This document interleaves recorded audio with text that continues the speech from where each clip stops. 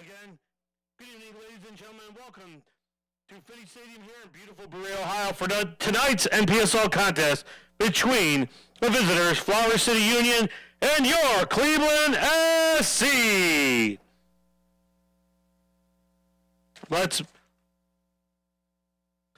meet the visitors. The starting 11 for Flower City Union. Number 1 in goal, Carter Klodstrup. Number 3, Ryan Fitzgerald. Number 10, Dylan Rice. Number 11, Nick Rippey. Number 12, Nate Masucci. Number 14, Jack Hobson. Number 18, Quentin Herman. Number 20, Takumi Horan. Number 22, Joey Avalone. Number 23, Adam Grover. And number 98, Kyle Nelson.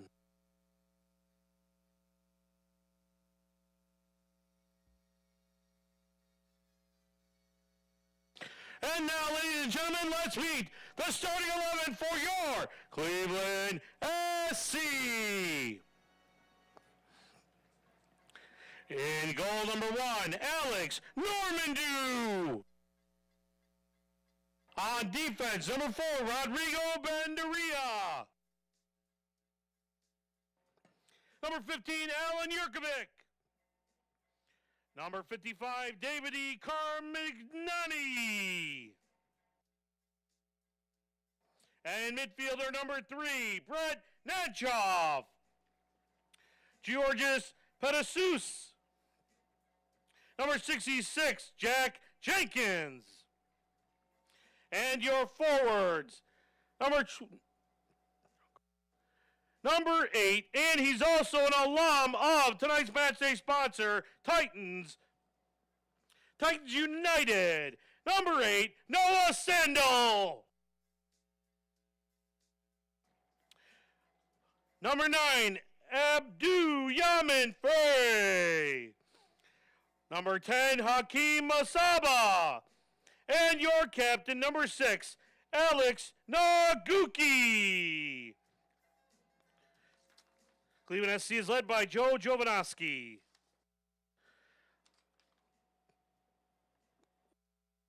Ladies and gentlemen, this time we ask you please stand. Gentlemen, remove your hats and direct your attention to the south end of the stadium for the playing. Tonight's Star Spangled Banner will be sung by Lexi Gilbert, a 6th grader going into Brunswick Middle School this fall. Oh, say, can you see by the dawn's early light what so proudly we hailed at the twilight's last gleaming, whose broad stripes and bright stars through the perilous fight o'er the ramparts we watched were so gallantly streaming, and the rockets' red glare, the bombs bursting in air, gave proof through the night that our flag was still there. Oh, say, does that star-spangled banner yet wave o'er the land of the free and the home of the brave? Ladies and gentlemen, one more time for Lexi Gilbert of Brunswick, Ohio. Thank you, Lexi. Great job.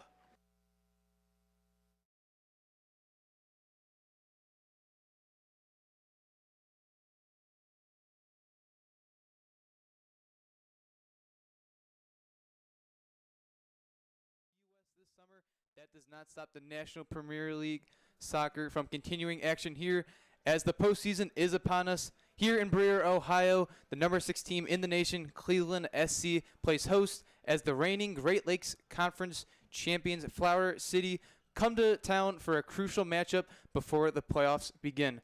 My name is George Masick, here joined by my color analyst today, Charlie Fidel. Charlie, it's a pretty big one. The number 6 team in the nation, Absolutely, yeah. coming off a win against Ambassadors on Wednesday, 2-0. What do you expect for this one from Cleveland? That was a big win. I expect them to keep things going forward. This has been all season one of the best teams in the conference.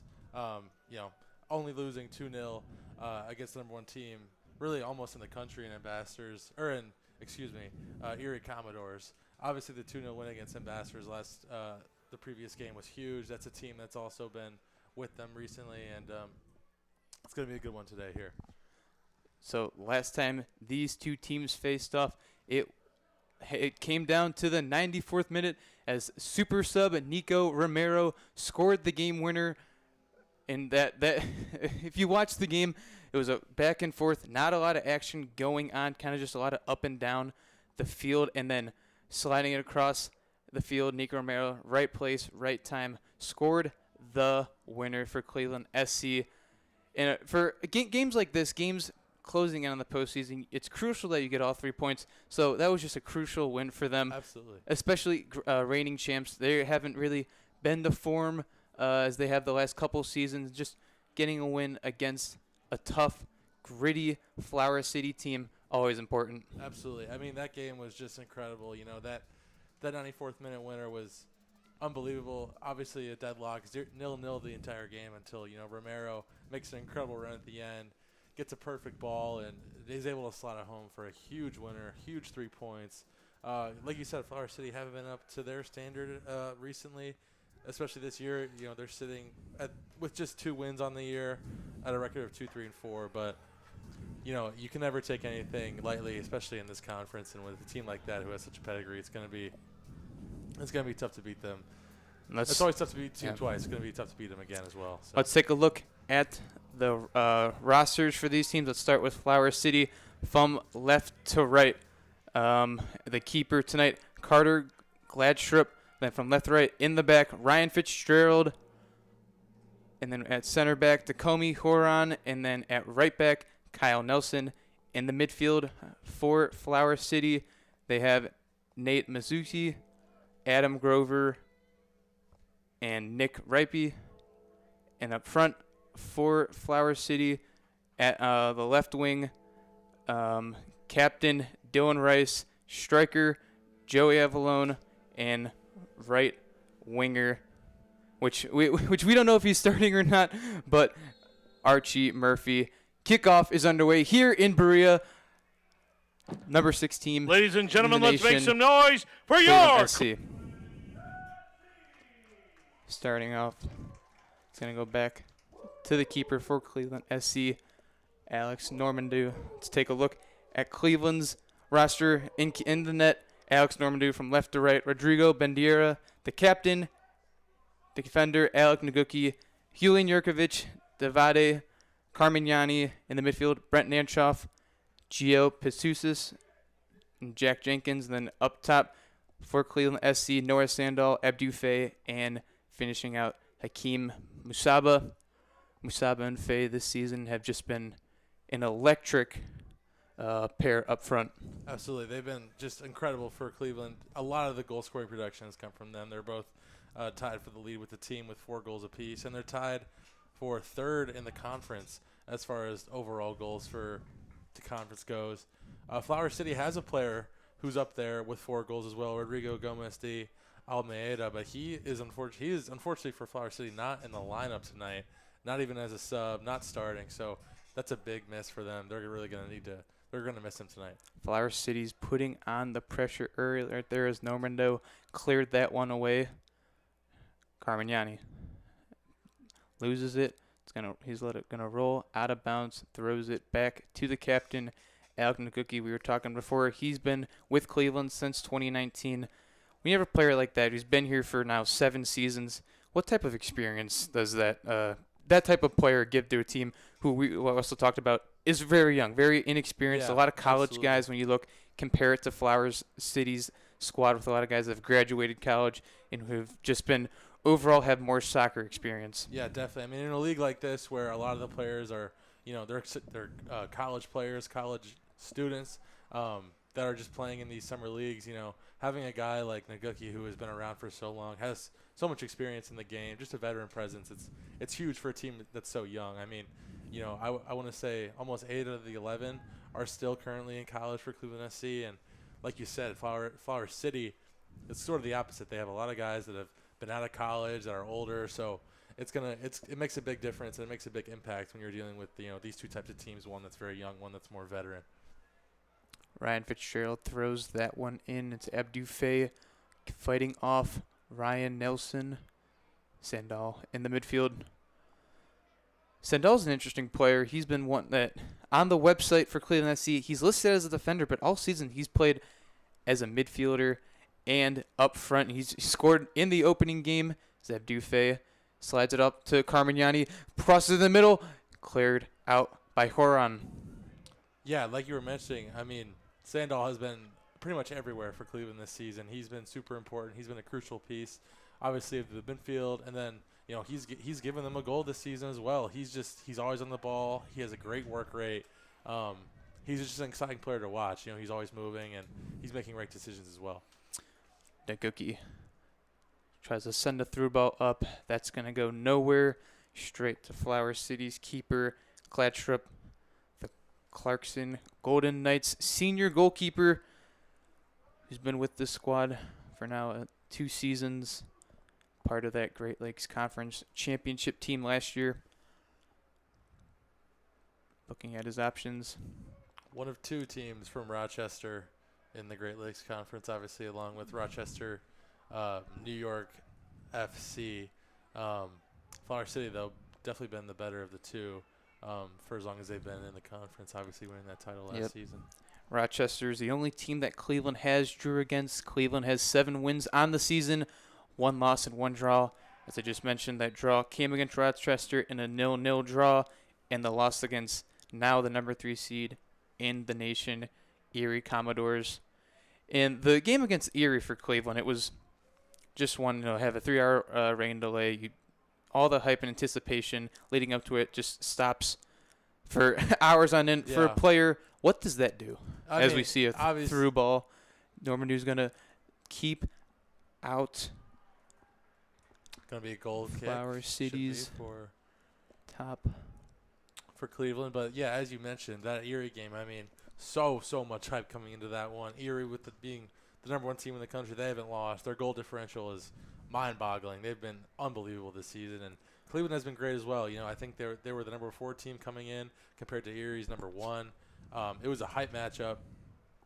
A lot of stakes on the line, obviously, with the playoffs sort of coming around soon. We're nearing the latter half of the year in the schedule, and so when you have a rain delay like that takes away so much hype, these players, they're sitting around for 3 hours. So dangerous play there by Jurkovic, sending off Adam Grover onto the track here at George Finnie Stadium. The players don't have much room outside of the pitch, so plays like that can be dangerous as Faye loses it there. You see the track outside, and then obviously on the other end there's the team's benches as well. So yeah, not a lot of room. It's close quarters around here, yeah. Not a lot of room at George Finnie Stadium in Berea, Ohio, and go out for another Flower City throw-in.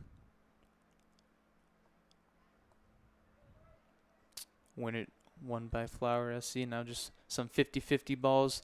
Brett Nanshoff sending that one up to Faye. Crafty brings it back. Heel there to get it up the field, and obviously you get Cleveland maintaining possession because of it. Brett Nanshoff is one of the players where you look at him, you don't really know what you're going to expect, but against Ambassadors FC, Nelson sends a through ball up. No one there for Flower City. It's now collected by Normandy, checking out his options. He's going to just drop it.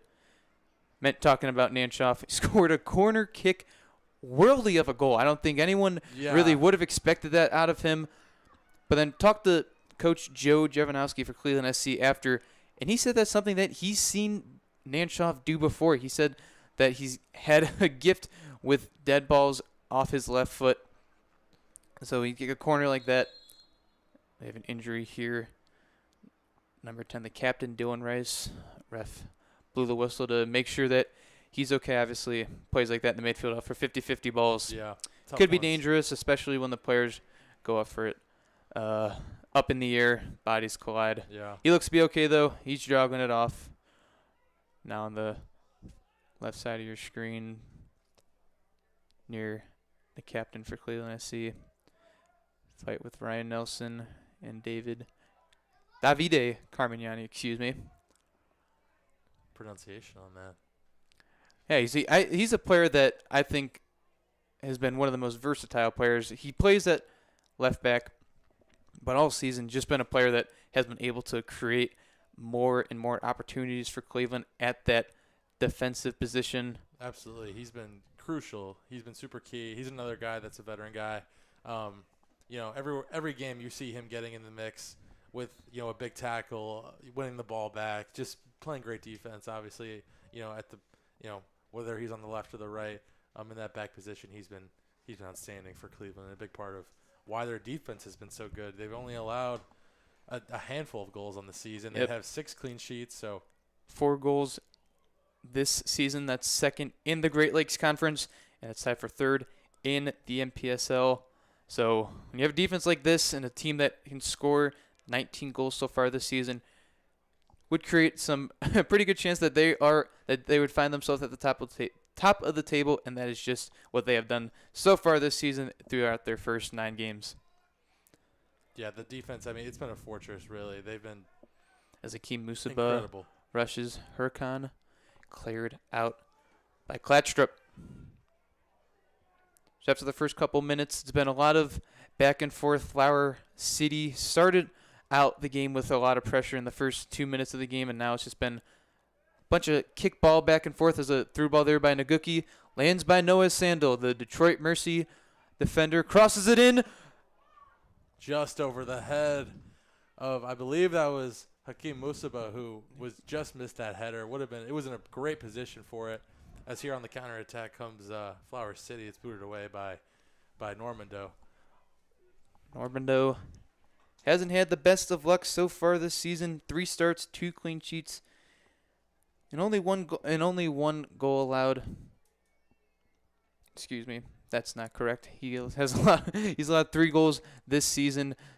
Two of the 3 coming against the Erie Commodores. So aside from the game, Keem Musaba tries to win it, lets it go out of bounds. Never mind, went out of bounds on number 18 for Flower City, Quentin Herman. Yeah, you mentioned, again, 2 of those goals came against Erie. That's the best team in the country. Normando has been just as locked down as Cleveland's other keeper, Colin Monroe, has this season. They have 2 great options to kind of man the net as Cleveland looks to get something started here in Flower City's half. Gio passes it back to Bandria.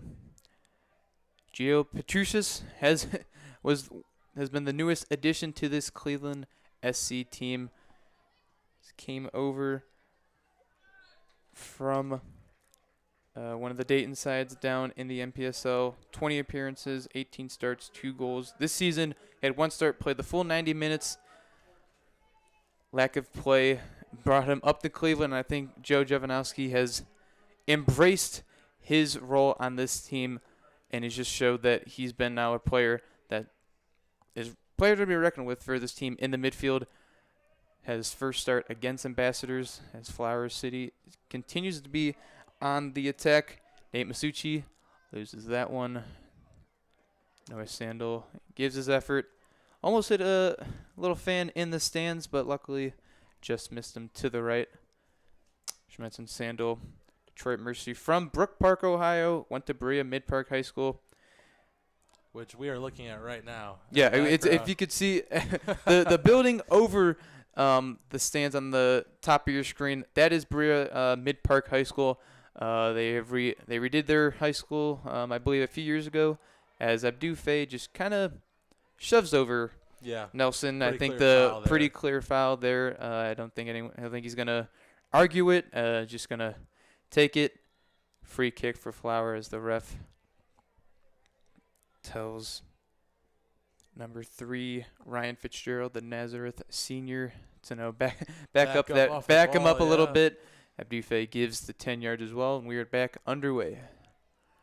In the air, run by Nelson, across the field, just a header like that. Carmignani ended up holding it back of his head after that play, maybe a shoulder that came in by Nelson.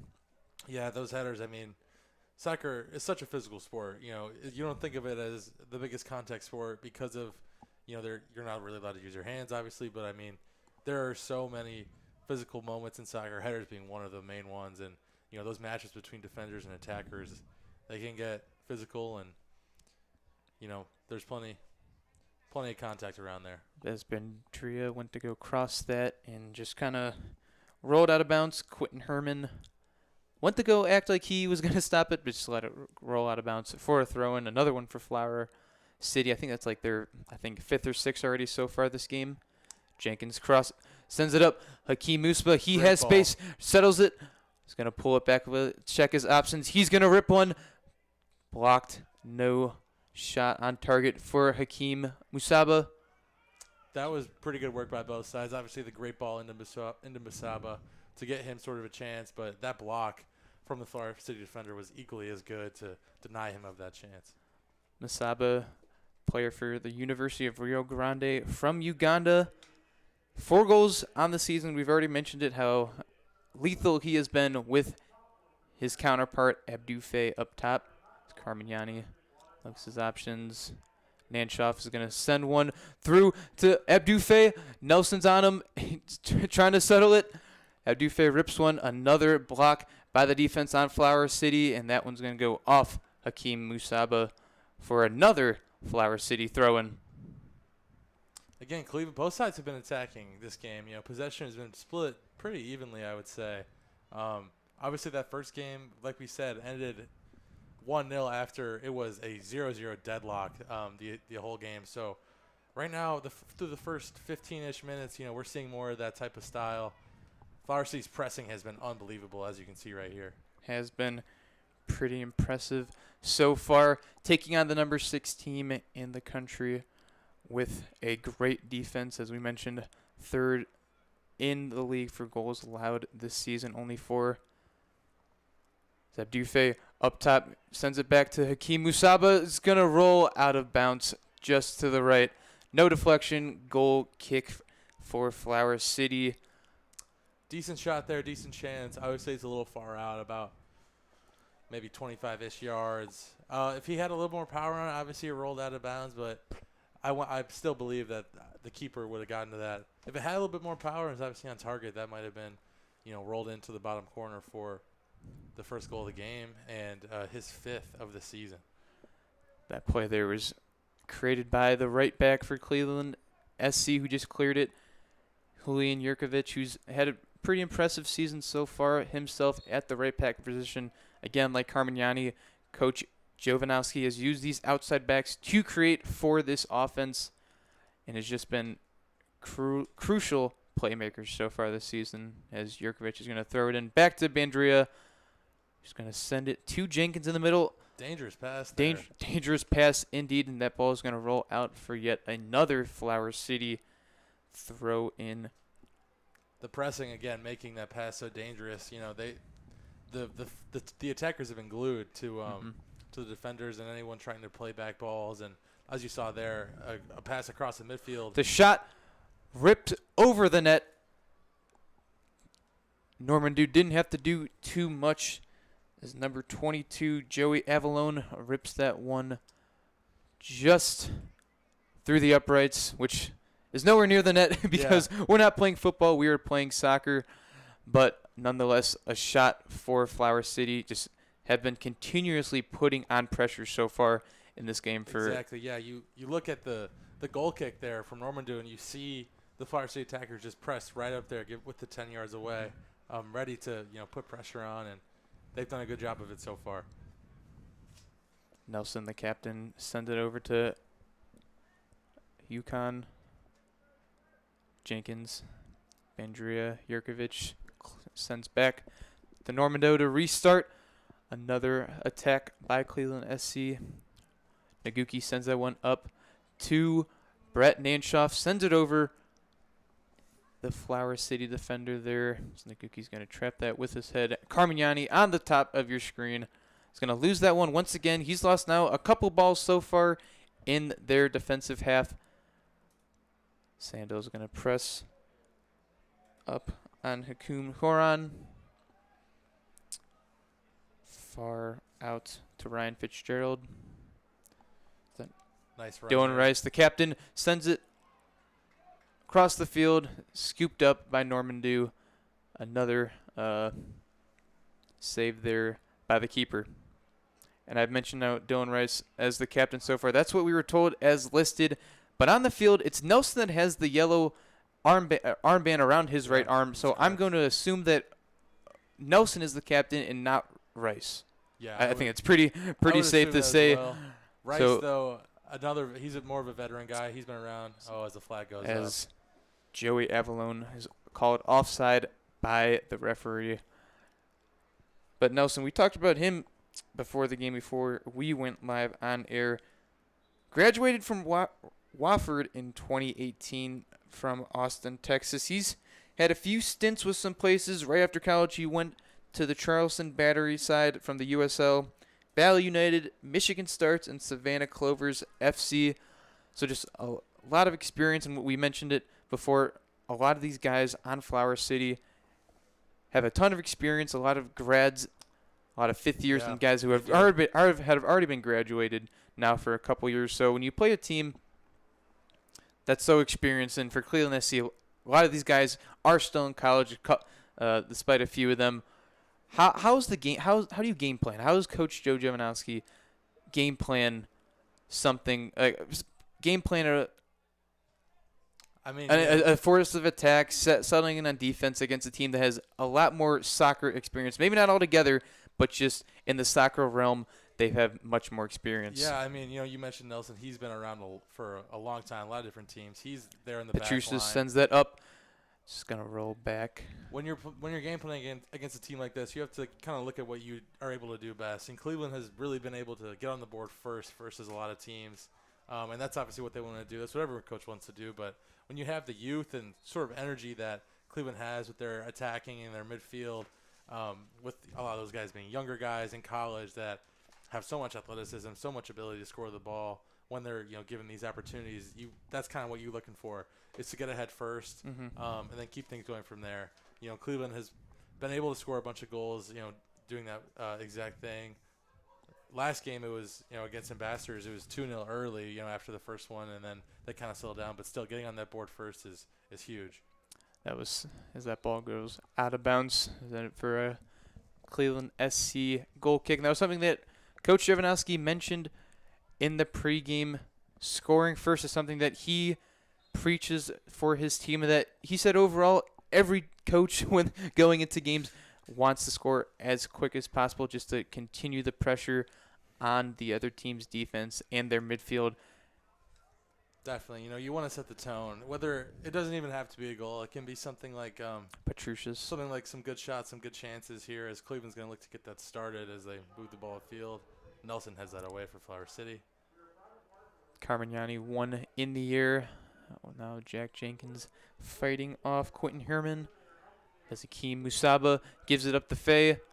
Faye's going to send it through. It's Musaba on the attack. And Musaba is going to rip one. It is just off the left, off the post. There, my Cleveland SC's top goal scorer, Musaba. It's now his second chance on not target, but pretty close. Yeah, that one hitting the post. His first one rolled off to the right side a few minutes ago, and just another attack there, another through ball. This team is they're starting to knock at the door. You can see. I mean, I think that was their best chance of the game so far. With Musaba just a little far outside of the net. But I mean, you saw the stutter step. It was a great move. It was a great ball from Faye to get him into that position. So.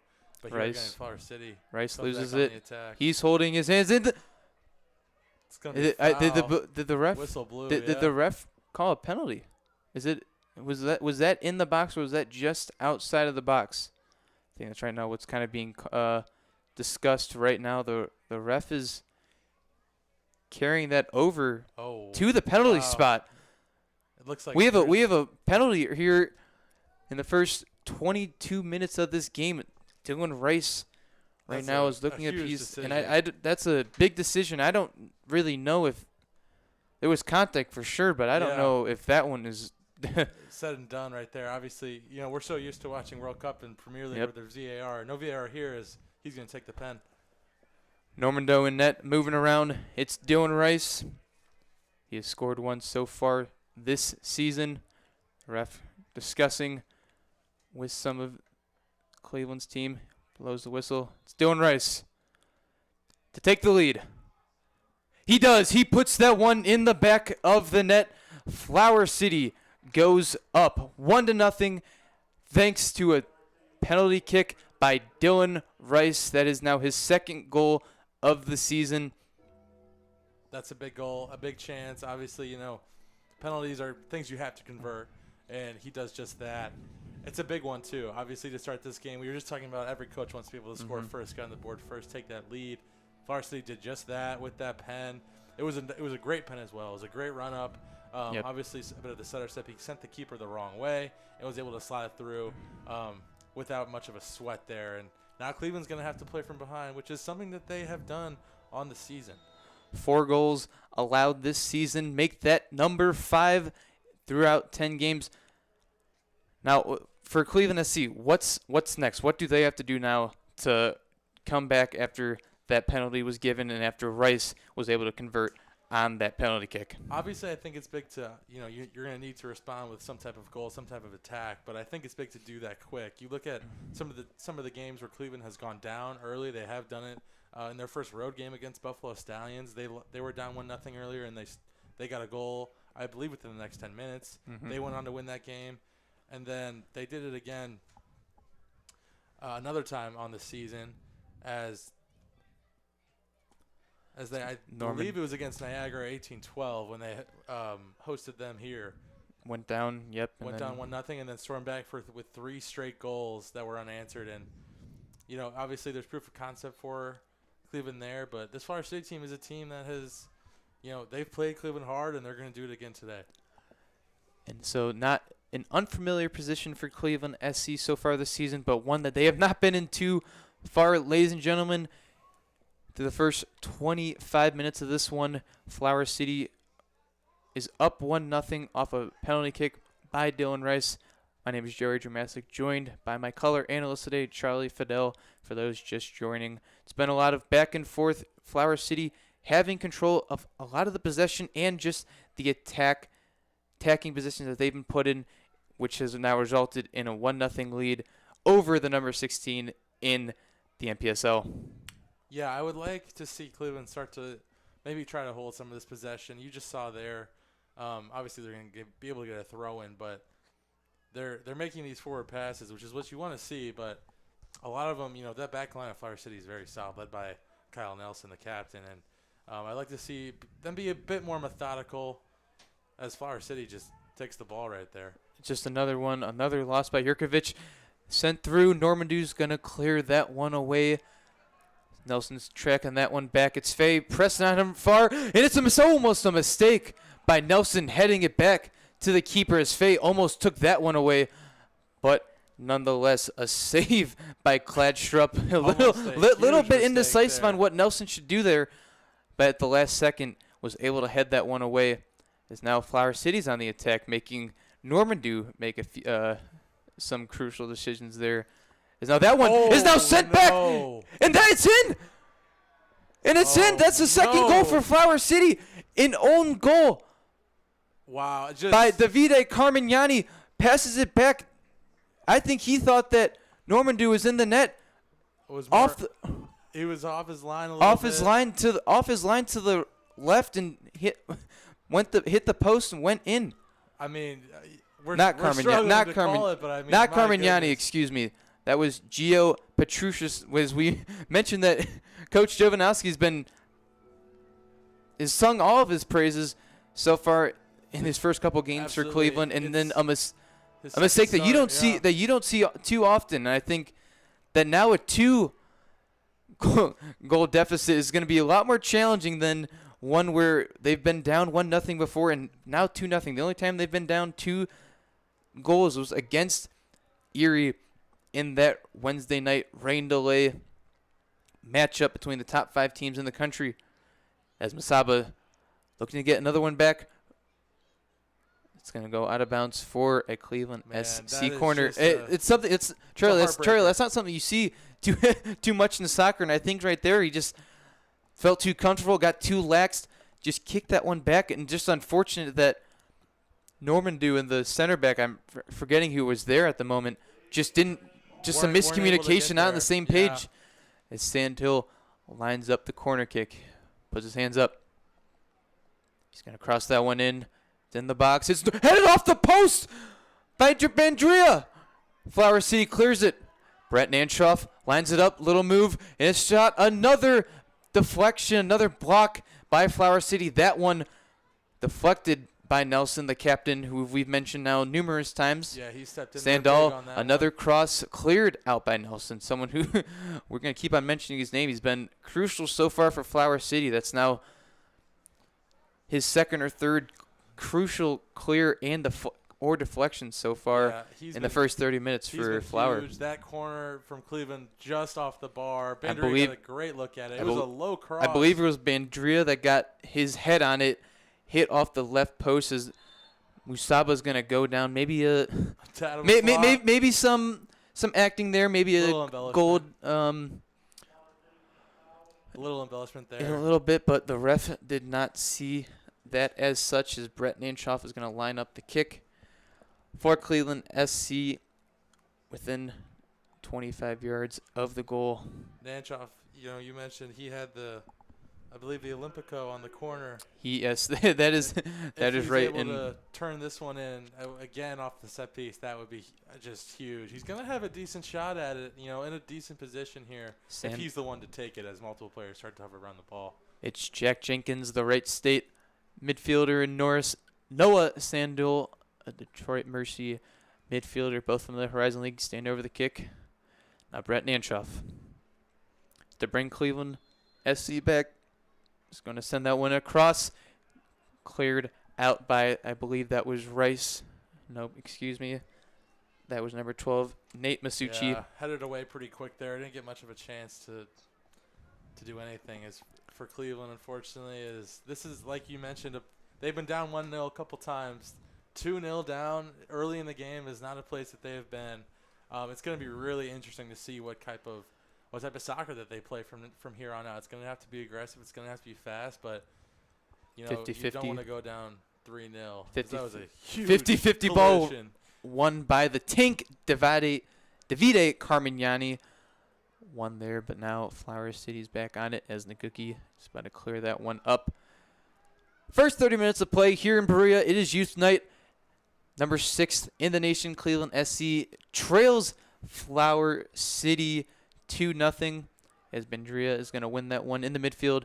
Jenkins out the Carmignani on the left side, top side of your screen. Man, it only happened a couple of minutes ago, but that own goal is going to be in the head of myself and a lot of others the rest of this game. It was just a horror there. I think if you look at it, you see Gio kind of go to pass it back thinking that Normandeau's in the center of his box, passes it back, had a little bit of pace on it, which then allowed it for Normandeau to not really know where to go with it. Yeah. And then kind of just let that one roll in. A little bit confusion, like we said, by a hard challenge Huge there by step Nelson, there from Nelson. the captain. In He's going to purple. call him over to maybe discuss that. It was a bit challenging. It was a bit aggressive. I know sometimes center backs like the question calls like that. They're just trying to keep that ball away from their goal. Yeah. I mean, that As was far away from the net as possible, but that one looked a little too much on that one. That was a big step right there. That was a big boy step in to kind of get into the mix. And it's going to result in Cleveland getting a free kick here. We'll see what they try to do with it, obviously, as it's near midfield. Nanchoff's going to set up over it once again. Puts the hands up, sends it forward. One by Cleared Flower away. City. Jurkovic. Usaba What a turn there. down the right side into the penalty area. That one's cleared, and a corner kick for Cleveland SC is in the future. And Nanchoff is looking like he's going to go take that corner, gonna like be we've the same mentioned now spot, multiple yeah. times so far this broadcast, the Olympico that he scored against the Ambassadors. Can we see some magic from him today to bring Cleveland back within 1 goal? He sets it up. Crowds of orange in the middle. Sends it far post. One by Berea, and that one is going to go out of bounds Yeah, that's there. a tough angle there for Berea. I mean, Just he, too much power on yeah. it, huh? far post. Obviously, Nanchoff put a lot on that. It's tough to get ahead on that and just to redirect it towards the middle of the box. It's going to be a goal kick here for Flower City. Gladstrup throws up the hands, signaling ready for his goal kick. Lets it fly. One by Flower City once again. Gio's head is going to let that one roll out of bounds. Another throw by Flower City now for a team that's only allowed 4 goals, now letting half as many goals in this game as they have the whole season. Yeah. What adjustments does Coach Jovanovski make as that one is heading in the air? Berea lets the one out, and it's Flower City again on the attack. That's Musaba sliding in there. Foul there Possession by into number Cleveland. 18, Herman. That was a great play from Musaba to win that ball back in the box. I mean, a dangerous spot. Cleveland, obviously, getting physical in that box has hurt them already. With the penalty given to Rice, and he capitalized on that. You mentioned you asked about Berea sends it up. sort of what Nelson. they're going to be able to try to do, and it's tough. You're down 2-0, 34 minutes in, down 2-0 really, about 28 minutes in, super early into the game, and it's 2 goals where it's kind of self-inflicted. I mean, the 1 goal, none of the goals have come off of open play besides the own goal, which was just a travesty, and the penalty, which was given quickly and obviously slotted away by Rice. So I just think, honestly, if I'm Jovanovski, I'm just telling them to keep playing their own soccer. They've come out of holes before. They're the number 6 team in the nation, one of the best sides in the NPSL. I don't think I'd change As the much. official calls offside there on Faye. It was cleared by Nelson, but Faye was in the area in a challenging position that the linesman throws up the flag near the 20-yard line on the football field. North American football here at George Finnie Stadium, home of the Baldwin Wallace Jackets. Division III school here in Northeast Ohio. It's a beautiful field. I mean, It is. we've been here now. This is now the, I believe, fifth or sixth home game, and luckily for most of those days it's been sunny, except last Wednesday's match Another offside. Another offside for by Musaba. Yeah.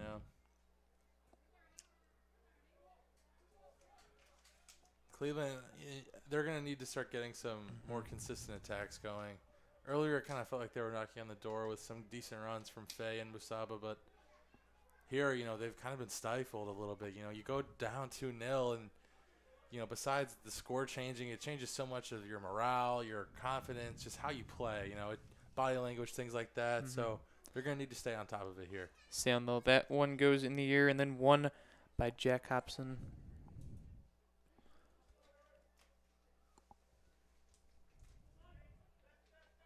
That one's going to roll out of bounds for Cleveland SC. Throw in. It's going back and forth. Jurkovic is going to throw that one in. Berea looking at his options. Gives it back to the captain. Naguki Now, I believe that is that Jenkins? Yeah, but it looks like Jenkins now has slid more into a defensive position. But honestly, right now, 2 goals down, you kind of question: do you go more offense or more defense? As man. Flower City is on the attack, but the Offside's linesman on the called. far side calls the offside. I believe that is Rice attacking on that far side, but just got a little excited. A bit early. Bit early past Naguki enough for that flag to go Just up. about 8 minutes left here in the first half. You know, here in the 37th minute, it's gonna be a challenge for Cleveland to get something on the board here before that halftime whistle blows. If they can, I think that's gonna be paramount to them, sort of mounting this comeback and trying to, down 2-0. You're looking to salvage a point at this point in the game. Nearing halftime.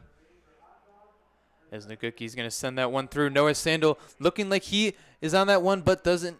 And it's Huron that heads it back to Klatstrup. Huron. It was a great run from Sandel, and it was a pretty good ball as well. He just wasn't really able to corral it. Again, though, that's sort of the thing I want to see. As here we have a nice little move from Musaba, unfortunately. Right, and enough brings down the Flower City midfielder, enough for the ref to blow the whistle. And now he's going to talk to Musaba about that challenge there. Musaba, 4 goals this season for Cleveland SC. In 2025, he played at VCU, transferred to Rio Grande. He was named Rookie of the Week in the A10 on September 2nd after his first goal of the season against Old Dominion. He's been a dominant player so far for Jovanovski's side. And that one's going to roll out of bounds there. He's Nelson. a huge talent. He's had multiple goals this season that have been just very impressive. And obviously, as you said, Division I accolades in his college career. And, oh, boy, here's Cleveland's going to have to boot it away. Another dangerous kicking back in the defensive side for Cleveland SC, but was cleared away. It's Carmignani looking what he should do with this one. Got Petusius to his right.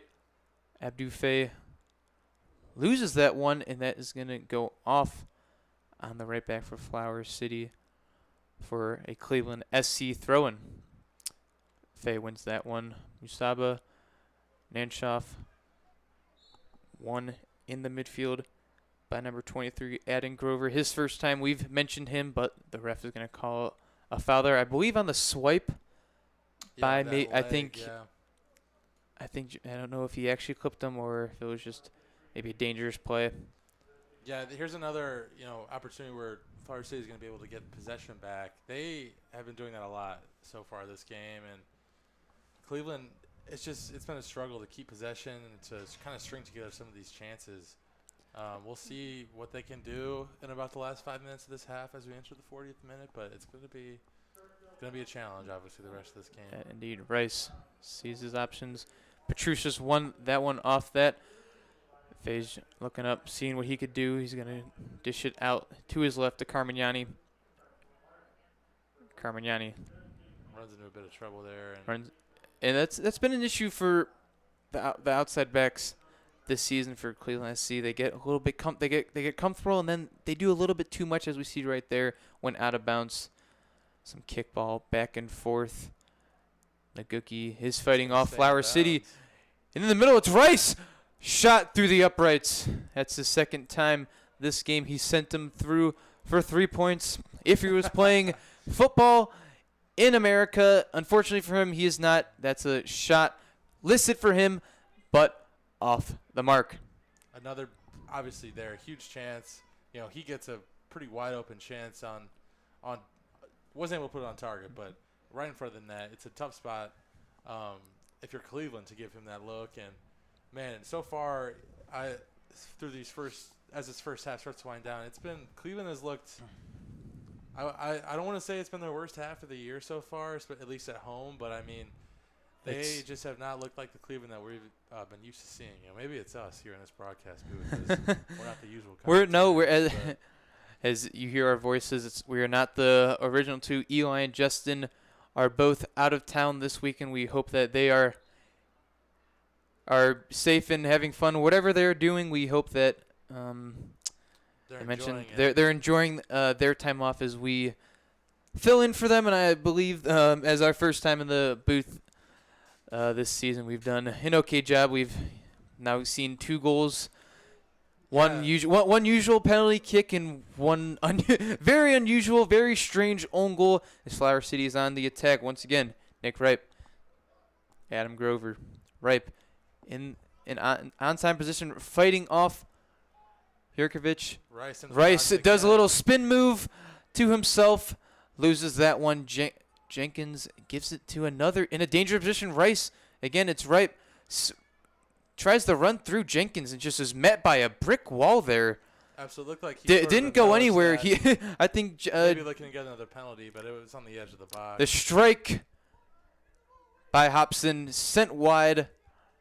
Yeah, the English native not able to find the target there, but that was a sort of a big, really just a big mess there in the box. A lot of back and forth there. It's Hobson. But again, in that mess were a couple, big.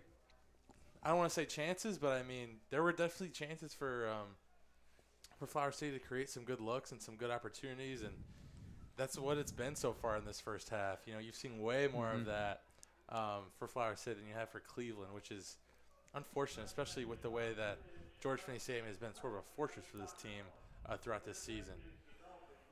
As far as you mentioned, the opportunities by Flower City, Norman Dew gives it up to Jenkins, but Flower City and Cleveland both have chances. It's been Flower City who has capitalized on their chances, 2 goals so far, and it's easy to say that they could probably have maybe 3 or 4 goals just with some open shots that they have missed off the target. There's another Flower City throw in there as we're approaching extra time, the last 90 seconds of the first 45 minutes here in Berea, Ohio, as it's through Rice.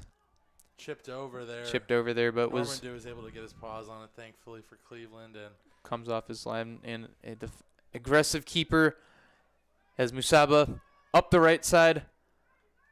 Stops on a dime, cuts it back. Noah Sandel shot wide for that one. Maybe he was looking for Abdou Faye streaking across the middle of the field, but that one was just a bit off the mark for him, which has that one jumping out of bounds for now Flower City to maybe take some time off the clock and that was a big further goals. Obviously a big swing there from Sandal, but I would have liked to see him sort of settle it down a little bit more. I think he had a little bit more time. Whether it was a pass or a shot, it was kind of hard to tell from up here. Obviously it went wide either way. As time ticks here on the first half. It'll be interesting to see how much extra time is given or stoppage time. I believe that there will be a couple minutes as we are in the final 10 seconds of this first 45 plus the extra time. Sandal up the right side is met by Horan. He goes down and it's off of Horan for a corner kick.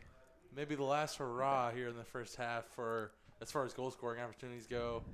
Nanchoff's going to take this one. Nanchoff and Sandal about 10 yards outside as he now looks to go closer to the middle of the pitch. Orange and purple fill up the goal boxes. Nanchoff sends it in. Headed away is Gio Petrusis. Loses that one. Rice clears that one up the right side. Now we don't know how many more minutes the refs have in mind in giving them an extra time. I don't know if it'll be. I expect maybe another minute or 2. Yeah, this is in this first the half. last attack here. Once this ball goes Jenkins. dead, we'll probably hear the whistle blown. But Cleveland's obviously going there. to try to get one more in. Usaba brings it back, sends it to Bandria. Looking at his options. He's going to cross that one to Jenkins. He has to put his eye over his head to make sure to see because we have the sun on the west side of the stadium. It's Carmignani. Which was going through just a bit far for the left back of Cleveland to roll out of bounds for a goal kick for Flower City. And this might be the last kick of the half. I believe that we are probably closing in on the first half action here in Berea, Ohio, as number 16 Cleveland SC is down right now 2-0 against Flower City. The foul's given. Another Another. Carmagani. I mean, he's a big body and he's throwing it around as he just took out one of the, I believe, the midfielders for Flower City FC. As we're on a football field, you might consider he might be a defensive end or a linebacker, knocking over the running back or the wide receiver. But for sure. the behemoth of a man that he is. He's only 6'1", but when you're on the pitch with him, he looks much bigger than that. Yeah, soccer, I mean, not a sport where it's across there is sent just over the head of Normandeau. And there is the halftime whistle blown by the referee. Number 6, Cleveland SC, goes into this match allowing only 4 goals so far this season. They have let 2 goals by Flower City go in the back of their net in this game. A penalty kick by Dylan Rice started the scoring by Flower City, and then an own goal by Gio Patusis, excuse me. Sorry, a little bit. Good. Yeah, that was a brutal own goal, and it's gonna put a damper on what was, I mean, not a great first half for Cleveland. Besides the goals, the energy looked a little off. They just haven't been the same type of team. So we'll see it back here, and as hopefully Cleveland is able to sort of mount something here in the second half. It is youth night here on a sunny evening in Berea, Ohio. So we see all the fans of this team have came out and have supported well for their team. Unfortunately for them, they have seen it's a tough first they have seen the opposing team score both of the goals so far in this matchup. And just before we head out, what does Coach Jovanovski tell his side going to halftime down 2 goals? I think if I was him, I would tell him just to kind of keep the energy up. A lot of the time in this game, I feel like Flower City has beaten them to balls, gotten the 50-50 ones to go their way, and that can't happen, especially when you're down 2 goals. You're gonna have to go all out. You're gonna have to try to muster something on offense. I would also tell them to keep the energy up, but also play methodically. When they get the ball and get some of these chances down in their opponent's final third. So we're gonna see. 2-0 down. They're gonna be scrapping for a tie here. We'll see if they're able to muster when we come back. Not the aggressive and creative Cleveland SC side that we here have been accustomed to, and that's now led them in a 2-goal deficit. I believe we're going to send it here to break with now 13.5 minutes left on the clock. Flower City, 2 goals, the number 6 team in the nation. Cleveland SC, 0. We're going to send it to break, and we'll be back just before halftime here in Berea, Ohio.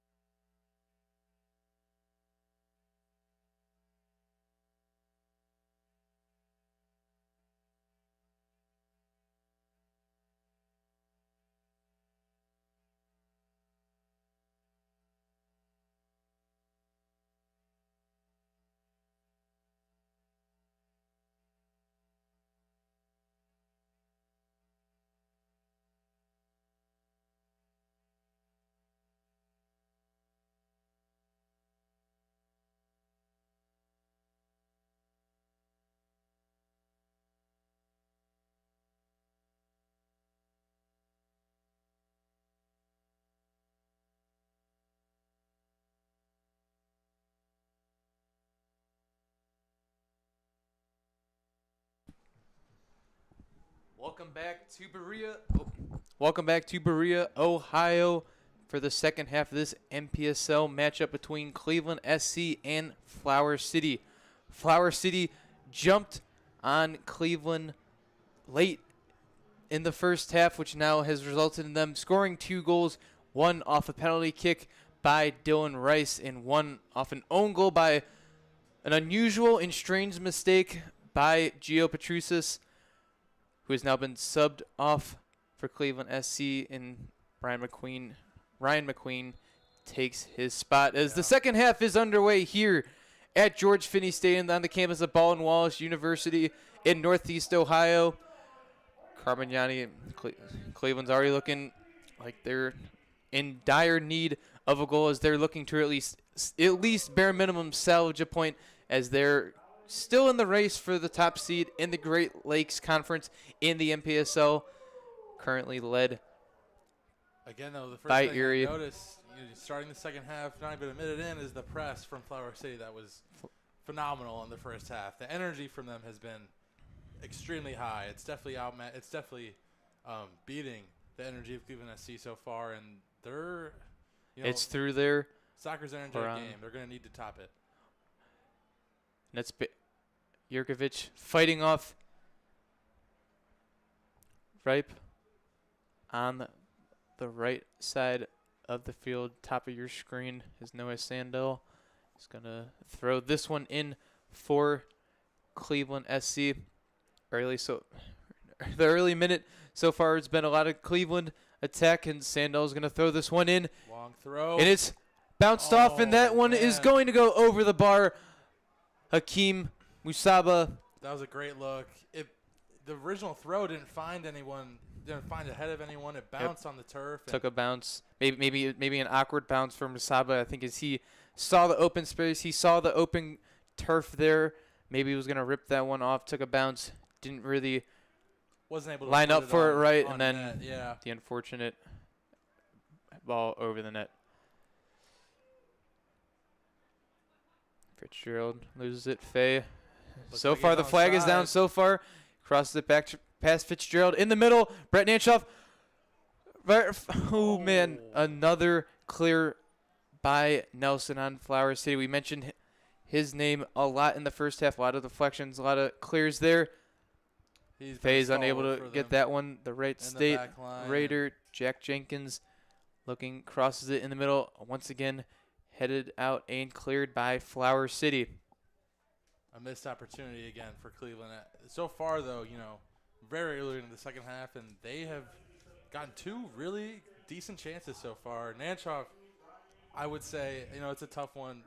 Nelson for Flower City has been everywhere with the blocks, and that was another big one. Obviously able to clear it there, but Cleveland maintains possession, and they're starting to knock on that door. Sandel, the Gookie, the captain, the longest tenured player on Cleveland SC. That one just kind of goes out of bounds. I think Faye kind of lost where he was on the field and kind of let that one slide out of bounds. It's going to be a throw in for Flower City, who, at least in the early stages of the first half, there was a lot of those. A lot of throw-ins by Flower City. Just some careless and just silly mistakes by Cleveland SC. Is this one Jenkins pressed on by the attackers of Flower City? Usaba, Jenkins. Ryan McQueen, another new member to this Cleveland SC team. Played 10 games and started 2 last season at the D2 level. A mistake there from the back Yep, line. Arch Murphy now fighting McQueen in the corner there. Kind of a little bit of jousting. Looks like that one was kicked off by Murphy, and it was a throw-in, won there by Cleveland SC. The substitute McQueen kind of asserting himself early in this second half, as he hasn't had too much playing time this season, only 119 minutes, but right there, crucial that he won that throw-in for Cleveland SC, as Murphy wins it up there, and Carmignani clears that one out to the middle. Rice, the goal scorer for Flower City. That one's 2 by Ripe, and that one is going to roll out of bounds, but the ref calls a corner, said that one went off of McQueen's foot. And now Rice is going to go over to the far corner and set up for this corner kick. Yeah, it was a great ball from Rice. It was a very nice ball. to Yes, Rippey. yes, it was. And it just looked like it just kind of went through the feet of Rippey, kind of got tangled up there. And, I mean, it goes up for a corner, so they're going to have another shot at it here as Rice sets up. But that could have been Rice another sets big up. goal. Throws his hands up looking, but the ref is going to blow his whistle. Battling the sun. A lot of some of the telling, can't see the number there, but just to get away from the goalkeeper, Normandeau, who has let in a couple of goals so far this season. And this one, I can't say that second goal by Flower City was all his fault, but nonetheless, back of the net, tallied on the score sheet Yeah, it's as one- a it's mistake one by him. conceded. Rice sends that through the middle. Musaba is on the end of that one. He's sprinting up the field, heads that one down. Little kick over. Nanchoff now has Abdu and Musaba up there, but it was the Flower City defenders who tracked back just a tad bit faster than the attackers by Cleveland SC to win that one. Is Nanchoff showing off a little bit his trickery and his skills. Coach Jovanowski is going to need some of that and some of the magic by this midfield to create more opportunities on the offensive side for Cleveland, as Berea is going to send that one through, headed away. And Naguki brings down his foot. Musaba through the defenders, and he's brought down there, but the ref says nothing. I will say I think he did some acting there. It did not look like there was nothing much on that challenge. And Musaba once again going down a little lightly. It was in the first half. He was awarded a free kick in the first half, but not so fast, says the referee Yeah, it didn't on look that like one. he was going to get to the ball there.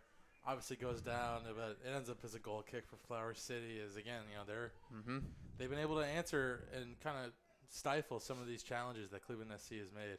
No goal yet for Coach Jovanowski's side for Cleveland, but if you would say at least down 2 goals, these first 6 or 7 minutes in the second half, that you could be pleased with the attack that they've shown. Obviously, a corner is not nothing special there for their defense, but winning 50-50s as another one. It looks like it's going to roll out, but Horan wins that one, keeps that one in. Usaba's just running through the defense right now as Faye comes on the end of that one. Sando's going to look at his options, and McQueen, Nanchoff, McQueen again. Bandria looking at his options, crosses it over to the captain. The former Cleveland State Viking sends it up to Faye, but just offside on that one. The linesman throws up his flag. Another offside. I believe that's the 3rd or 4th of this game for Cleveland SC.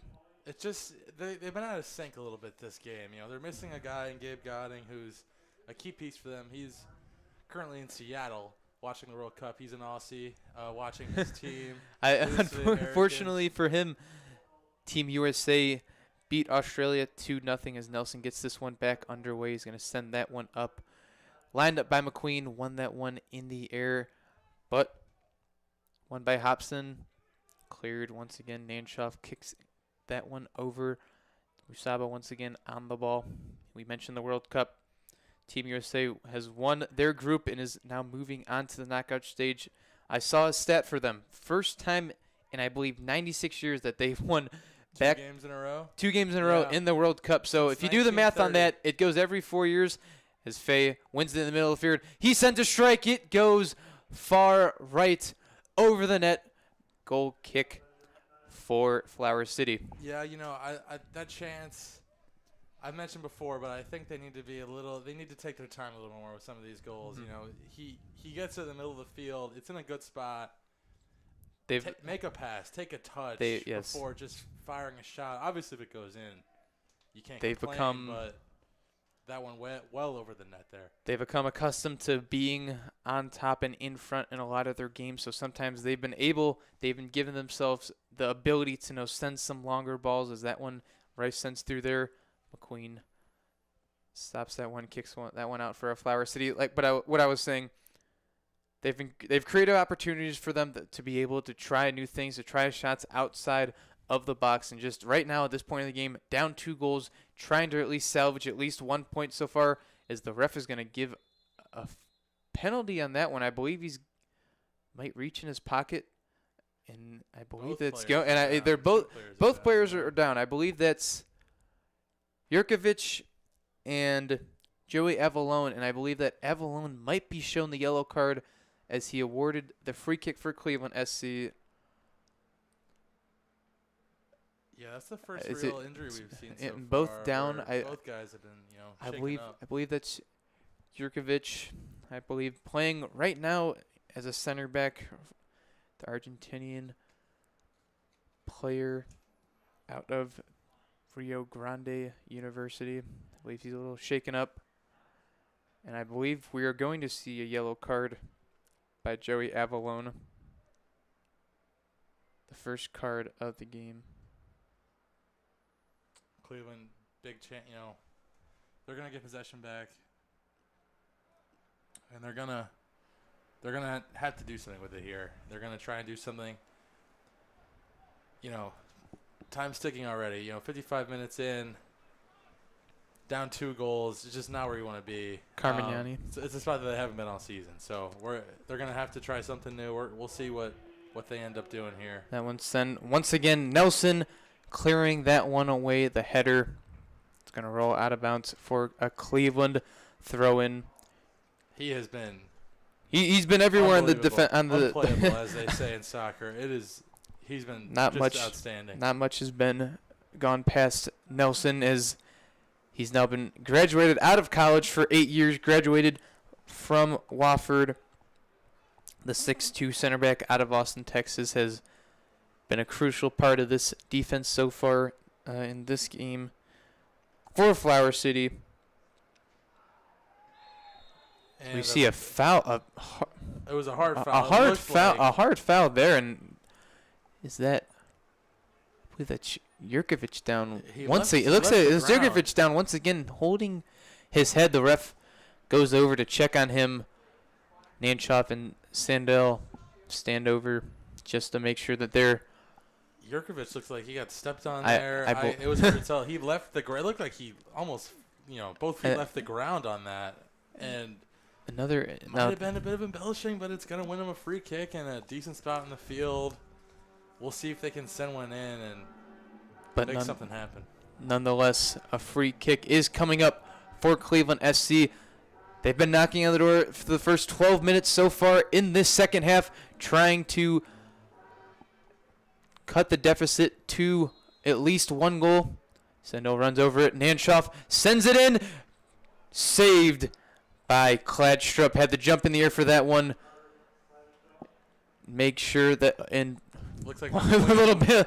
They waited until the last second, and Normandy was well off his line. He's at the 30-yard line. He's not supposed to be there if you're a typical goalkeeper, but nonetheless has created an offensive chance. Jurkovic is taken down, but is the one that is called for the foul. Things are starting to get chippy here. Things are starting to get chippy for sure. Jurkovic obviously in the mix for a lot of these, scuffles, but you can just tell, both teams are starting to they're starting to get chippy. So another Flower City free kick. Horan sends that over, but it is Normandy who collects that one and is now going to roll it out to McQueen. We've said now a lot in the second half. Not a starter. Came on for Gio Petrusis, who mistakenly sent a ball back in the first half and was unfortunately awarded an own goal. Yeah, that went against Cleveland. Goal. I mean, you put them 2 down. I believe the second time all season they've been down 2 goals, and the first time, certainly the first time it happened in the first half. And that was against a much more vaunted team. Yes, as that was the Erie Commodores in their 1-5 matchup last Wednesday here at George Finnie Stadium. That one had a 3-hour rain delay. As Faye finds this one in the middle here. Give it some space. Naguki, the center back, is now up front. He sends one blocked by the sliding defender by Flower City. Couldn't see a number on that one. Nanchoff looking what to do, and we have Jurkovic on the far side on the corner. He sends a cross in. Nelson kind of shoves Naguki away. It looked like he was boxing him out. Yeah, it looks like he was boxing out, going on for a rebound on a basketball court. Nothing's called. Turned out to be a great play. Turned out to be a great play and a smart play by the experienced center back. Musaba loses that a little one. sloppy with the ball there from Musaba. Gives it away. Now they're backtracking. It's just these little things that have kind of added up so far in this game for Cleveland that has gotten them in this hole. Obviously, the two big mistakes, giving away the penalty and the old goal in the first half. As we see Naguki kind of playing a more higher role right now. He's in the striker position. The captain is listed as a defender in this one. Still is, but I believe that after the experience that he has, Coach Jovanovski trusts him to make the smart decision, maybe just readjusting the lineup mid-game. Is Cleveland's going to have another corner. Yeah. He got himself in a good position there before the block. Let a shot off, again blocked. That's kind of been the story of the game so far for Cleveland. They've gotten some decent chances, some decent shots. Lines it up, crosses it in the middle, looks back post, and it is just wide. It looked like it got the foot of McQueen on that one, but it rolled off the right side of the net, which now sets up for a Flower City goal kick.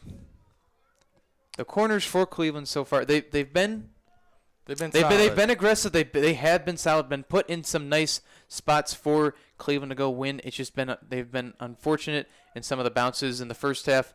Definitely. I believe it was Bandera had one of his corners off the bar. The bar that was also sent in by Sando. That one just a bit wide for McQueen. I don't know if he was really looking at where the ball was coming and it just landed on his foot, as that wasn't really aimed too well. There's been a lot of jousting so far on the far side of your screen there. Yeah, that corner. The corners have not really been the issue. They've gotten good looks. They've been aggressive. They've generated some chances. McQueen just wide on that one, kind of not in the best position to turn that one into the net. Obviously, rolled off the side netting. But Norman gets a little close there on where he should have went with the ball. Just got it cleared. Nearly another huge mistake. Another huge mistake. It just this look like they're too lax right now. Too casual with some of their mistakes. As Rice there loses that one, and Sandal is taken out, but no call by the ref. Play on from the ref. Play on from the ref right there in the middle of the field. As Musaba streaking up the left side, he is stopped by Fitzgerald. Loses the ball there. The Nazareth senior. It's been a tough game for the attackers for Cleveland. They just have not been able to kind of going forward in these chances and these runs. They haven't been able to find themselves in good positions to score. The defense for Flower FC has been Flower physical. City has a player down on the field. Sorry, I'm just gonna sorry to interrupt you. He's holding his left foot. I believe that's Joey Avalone down on the field. Play continues. I believe if you're Cleveland, you feel bad for the player down, but if the ref isn't going to stop it right now, you might as well go on a short-handed defense, and the ref is now finally going to blow his whistle to go over and attend. I believe that's Avalone down on the ground. Norman Dew right now is talking to him. He has his left cleat off. Maybe some discomfort in his left foot. The ref is now going to go over when we return, and discuss this with him. It'll be a corner for Cleveland, which is, like I said, it hasn't been the issue so far. So we'll see if Nanchov is and able the ref to is still talking over the Avalone. But as we have a stop and play right now with subs about to come on, let's talk about one of our sponsors. Titans Soccer Club United is dedicated to developing young athletes by providing high-quality coaching, competitive opportunities, and a supportive team environment. Focused on skill, development, sportsmanship, and a passion for the game, Titans United helps players reach their full potential both on and off the field. With programs designed for all skills, the club fosters a strong soccer community built on teamwork, dedication, and growth. Visit TitansUnitedSoccer.com for more information. It's Youth Night here with that sponsor, and yep. many children out here. A lot of in the crowd. It's showing out nice. It's a nice evening in Berea, Ohio, as we have Beautiful night. I believe that is Abdou Faye being subbed off for Cleveland SC as Nico Romero, the man who scored the winner in their last matchup, as Sandil is going to send a corner in. It's McQueen off the bar! off the left post. Cleared Excuse me. And away. now it's clear. Flower City is on the attack. Archie Murphy has a streaking. Andrew O'Neill's just subbed on. But it's Jurkovic who clears it up, and it goes out on Murphy. Man, What a chance by the sub that came on at halftime. The right back right now for Cleveland off the left post. Charlie, man. From my vantage point, it looked like a goal nearly all the way, just until it, winded up off the netting, off the bar, whatever it ended off of. I mean, it was just another tough break for this Cleveland side as Flower City. And that was just that looked a bit closer than I think Normandy might have saw it as. For sure. But before that corner, Nico Romero comes on. He scored the winning goal against Flower City when they traveled out to Rochester a few weekends ago. The junior from Cumberland's, as Musaba fights against Herman, not their first joust of the night. Yeah, certainly not. Romero, hopefully he's able to deliver some of that same magic that he gave them in that first meeting. We'll see. It almost happened with McQueen getting that goal, which would have been that he put a lot of power on it. Was in the right place, right time, struck the ball extremely well with his head, sent it to the left back post, and just unfortunately another one off the bar, off a corner kick that has been sent in by Sandel. Repepi is on the end of that one, sends it off. Jurkovic back to McQueen. Just lost the ball there. Bad kick. Horan wins it. McQueen wins it back though. A Jenkins shoulder. Jurkovic sends that one in the middle, but another header by Nelson. They cleared that one with now Flower City looking promising on another attack. Hobson loses that one to Bandria. Finds pass. Musaba in the middle of the field, sent a little back, then Bandria would have liked. Crossed over to Jurkovic. Just an unfortunate touch. Rolled off his right foot to Repepi on Flower City. Dylan Rice to Nelson, who's going to send that one to the line. Just kept inside, but a beautiful challenge by Noah Sandil to win that one. Musaba sticking with him there. Just, you see Cleveland down 2-0 to Flower City. Only 4 goals so far this season. Gonna say it a lot. Gonna emphasize that because they were tied going into this game for an offside is called there by Andrew O'Neill, the sub who came on just before that corner kick that was on McQueen. You have to emphasize the goals, like you were saying. I mean, Cleveland, I see it all season has been incredible defensively. Like you said, allowed 4 all season. They allowed 2 here in the first half, but 2 goals that were not necessarily created by. This one's gonna be sent through, but City. once again, one in the air by Nelson. Jenkins now trying to win that one back. The grad student out of Wright State. Dylan that Rice one there again, as he's been along him and Nelson, the 2 veterans have been great, but Cleveland's gonna get the ball here, and it looks like they got fouled. A foul, Repepi on Jurkovic. We've been calling Nelson and Rice's name so far a lot this evening here in Berea, Ohio. Yeah, they've been getting their work in, that's for sure, and they've been doing good with it. Nelson has been unbelievable on that back line as the captain, and Rice has a goal as the penalty. He's truly the only goal scorer for Flower City so far tonight with the pen and obviously the only goal scorer, but there's been a lot of chances by some of their wingers, some of the guys that have ran through on the midfield. Nanshoff sends that one over to the right side to Jurkovic. Runs by the head coach of Cleveland SC, Joe Jovanowski, who mentioned in the pregame that this team needed to score early as Nico Romero wins that one. Alvin Gucki loses that one off a deflection by Repep. Jurkovic shows off his foot skills, sends that one across, and it's Nelson. Guess what? Once again, another header. Who else? Nelson? Yes, exactly. He's been and now amazing. 69 minutes done in this one. Cleveland trails as the 6th team in the nation, 2-0. As this one is sent through, Jurkovic has some open space, sends out to Nico Romero, but that one is deflected. Not off of Nelson this time. Looks like that one was deflected off of Ryan Fitzgerald, the senior out of Nazareth, and is now another corner kick for Cleveland SC. Now it's gonna have Nanchoff and Naguki standing over it. I believe that Nanchoff is gonna be the one to take it, as he has typically done. For sure, after they've been on the right side.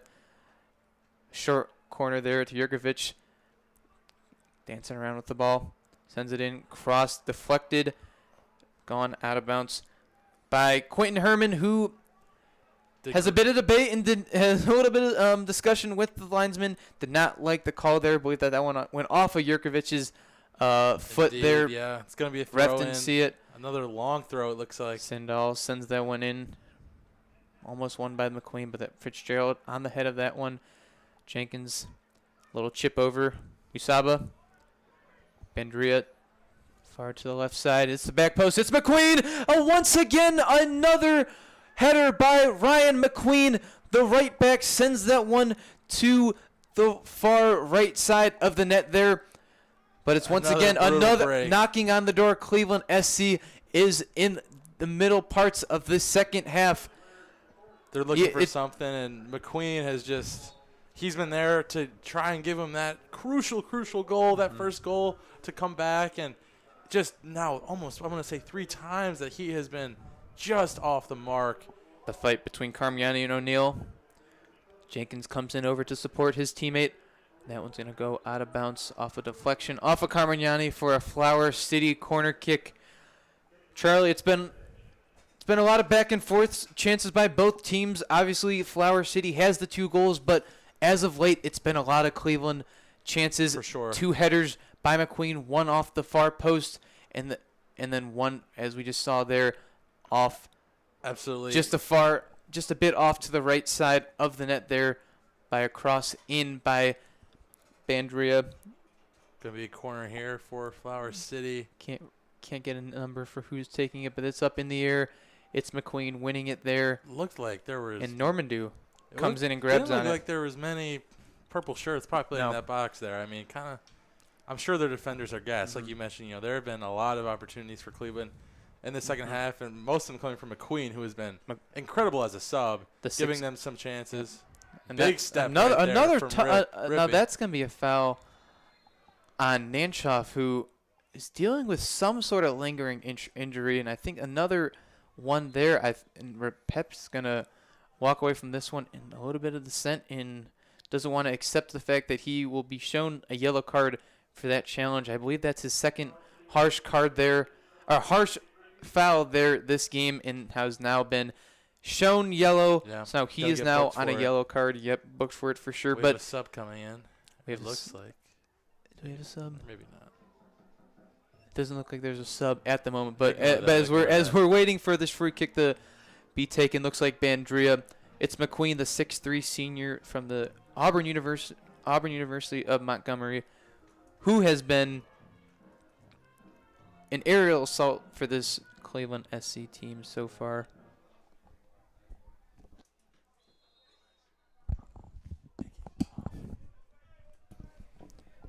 Carmignani gives it up to Sandel. Nico Romero is found in the middle there. Brings it, cuts across, and it is deflected! Deflected by Flower City's keeper, Carter Gladstrup. Caught the left foot there. It looked like Fitzgerald got in there, too, with the slide. Definitely Fitzgerald was there. I don't know who it went off on. Quick corner taken. Masaba fakes it off the left side. It's gone through the middle, and no one on Cleveland to find their foot on it. It's another Flower City counterattack. Rice goes up the right side. He's streaking. Never mind. I was about to say he's going to find his teammate Andrew O'Neill, but kind of slips up on that one. Kicks it straight. Nowhere there. Man, goal kick there. What a tough swing. It looked like another great chance for Cleveland SC with the defense that has been there all night for Flower City was there again. And then that corner, Musaba got a wonderful cross back across the middle of the box. Just nobody was there to take it, and it would have been just a picture-perfect opportunity and a picture-perfect pass to make something out of. But, again, just nothing there. Back to Jenkins. Carmignani. 6'1" junior out of Felician University from Australia. One of 2 Aussies on this team, as well as Gabe Goddings, who we've mentioned that Coach Jovanovski told us that Currently he on the West was Coast. in Seattle yesterday afternoon for Team USA versus Team Australia. Watching his Socceroos play. Yes, Yeah. watching his team as a foul's committed there. Nelson looks like he's going to take this free kick. We mentioned the World Cup. Charlie, who do you have winning this World Cup? Obviously we're about 10 days in, I want to say, and my pick at the start was France. I'm going to stick with it. I think they have just some unbelievable talent. Mm-hmm. They got Elise, Mbappe, just so many attackers, so I'm going to go with them.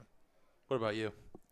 As we see this one looking like it's going to roll out, but Normandy's going to get that ball in quick by the ball boys. A lot of them ball boys and ball girls tonight from Youth Night, as this is given a decent crowd here in George Finnie Stadium as Cleveland SC trails Flower City. And Charlie, you asked who my World Cup prediction was. I said at the beginning of this tournament on the broadcast against the Erie Commanders when we were in a rain delay that Argentina was going to win the World Cup. As we have subs here, as that does it for Nick Repep's night, as we will give you his substitute in one moment, as we cannot see the number on the back of his. Oh, yeah. Foul there. Backside of Rice. 77 comes in for Nick Ripe.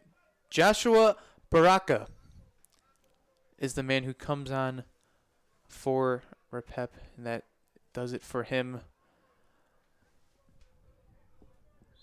Kind of wait for the free kick here. We're going to give another read to one of our sponsors. Iggy's Bar is a local favorite in Lakewood, known for its welcoming atmosphere, great drinks, and strong connection to the Cleveland soccer community. This one sent in. Carmen Yanni wins it in the head there. Iggy's, great bar. Be sure to check that one out. Check that one out, as that one's going to go over there by Bark.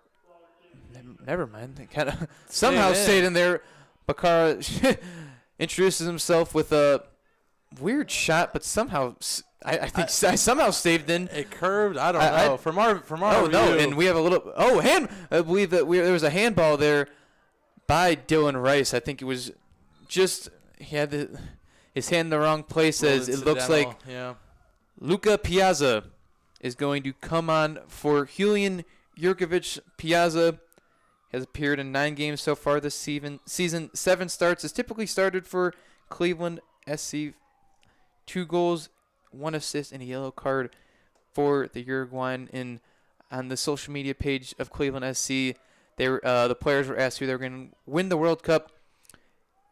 And a surprise to no one, Piazza picked Uruguay, yes, as a picture was sent of a picture of him in a Uruguayan kit. Maybe some shades of Luis Suarez is what this team needs. An attacker, and Musaba's going to be a little short on that one as Fitzgerald finds it.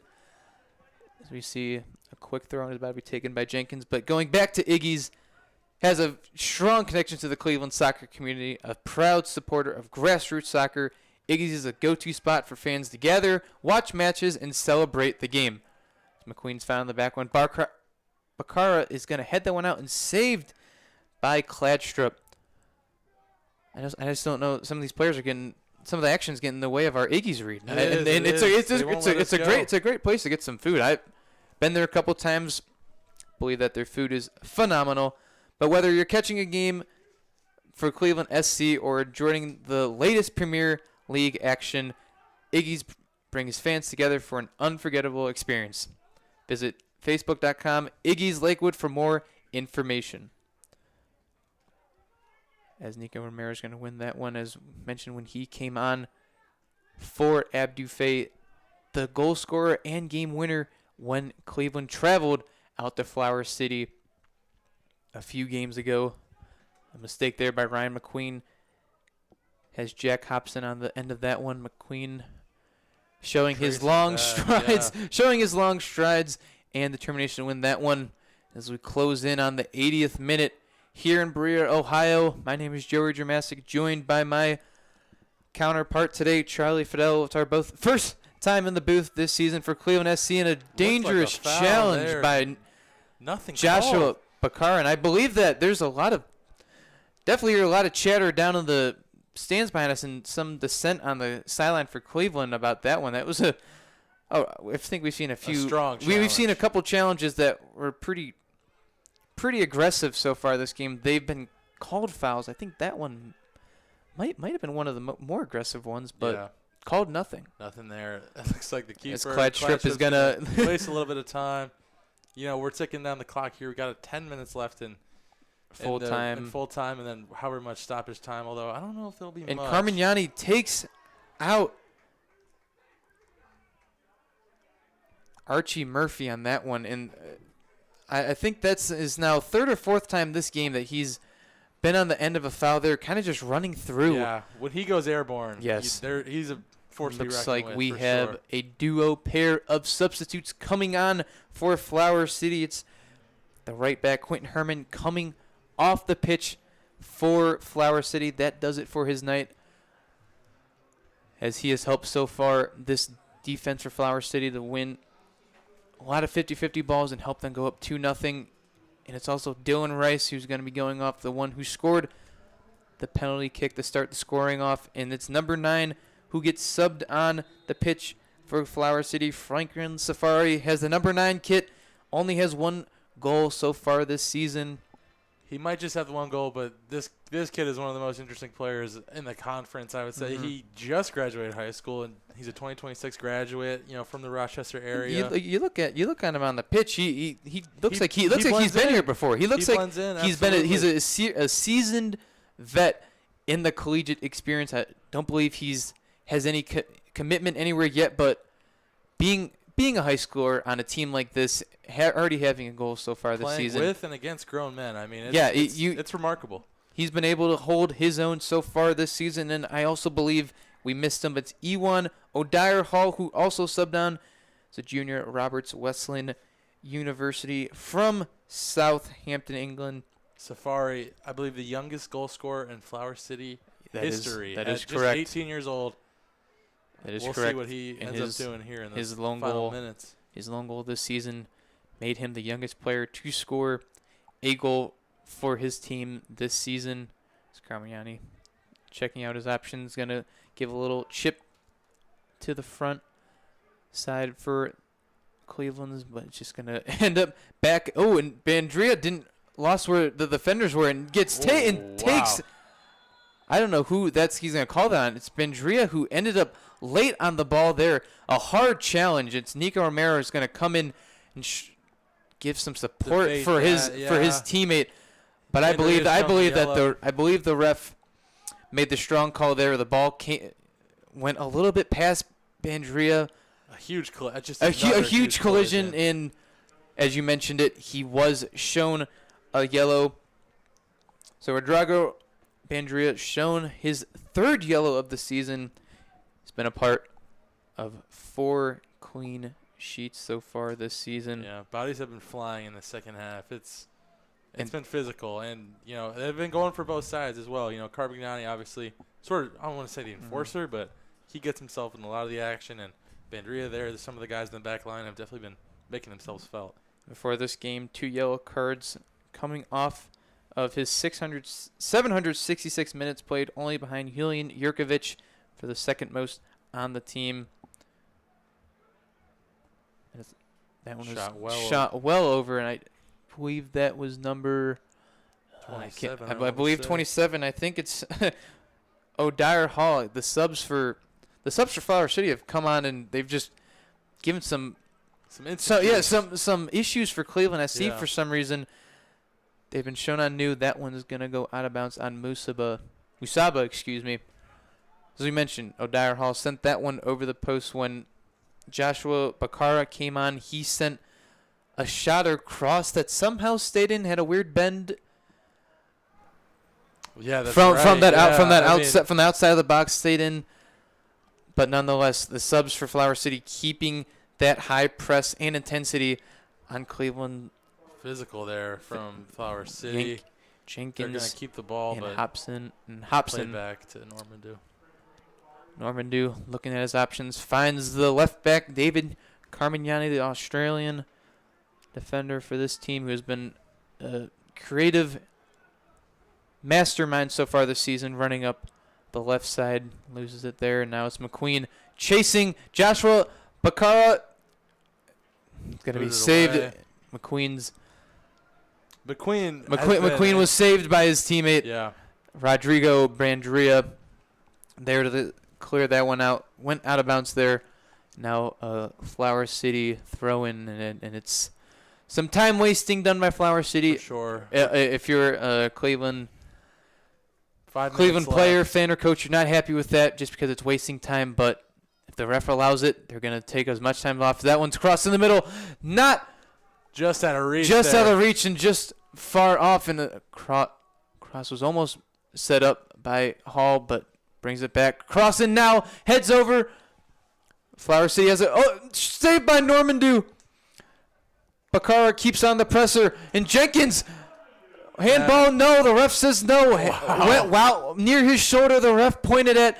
That was a close one, but Normandeau on the shot there, saved, had to be a little acrobatic and show his flexibility there. Saves it off. Was a great save. It was Saves a it for rocket their- of a shot. Romero, Cleveland's gonna come Naguki, the other way the now. captain.